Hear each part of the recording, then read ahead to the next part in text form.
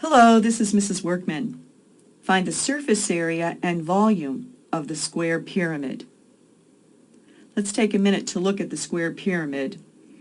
The square pyramid means that it's sitting on a square.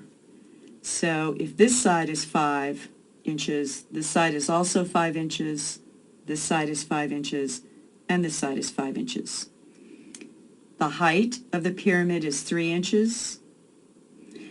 And I'm just going to use a small h to identify that. And then this is the slant height down one of the sides, and in geometry we use a lowercase cursive L to represent slant height.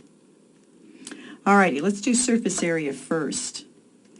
A T is used to stand for surface area of a solid, and the formula we're going to use for a square pyramid looks something like this: 1/2 P L plus B. Now what do these letters stand for? P stands for the perimeter of the base. This plus this plus this length plus this length. L stands for the slant height, and B stands for the area of the base.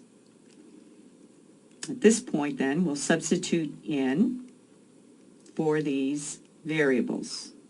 What is the perimeter P of the base? Well, remember it's a square, so it's 5 plus 5 plus 5 plus 5, which is 20. Times the slant height, L, which is 4.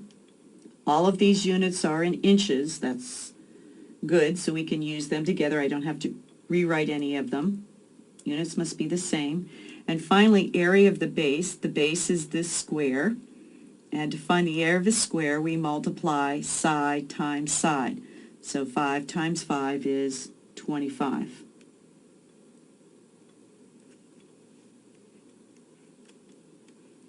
Doing a little bit of arithmetic, 1/2 times 20 is 10, times 4 is 40, plus 25 is 65. Now let's take a minute to consider the units. This was 20 inches times 4 inches, or inches times inches would be inches squared. This was 5 inches times 5 inches. Inches times inches is inches squared.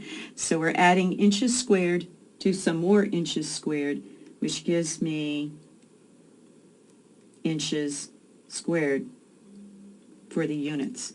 So I have found the surface area of the pyramid to be 65 square inches. All right.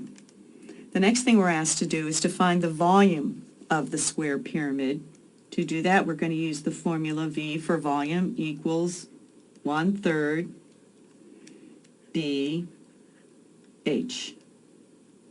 Now what do these letters stand for? Capital B always represents the area of the base, and H stands for the height of the pyramid. So we're going to go back through and substitute in. We've already found the area of the base, but let's go ahead and do it again. The base, remember, is a square in this case. The area of a square is side times side. 5 inches times 5 inches is 25 inches squared, times the height. Here's the height. It's 3 inches. And if we multiply 1/3 times 25 times 3, we get 25. Let's consider the units. This was inches squared times inches would be inches cubed. So the volume of that square pyramid we determined to be 25 inches cubed.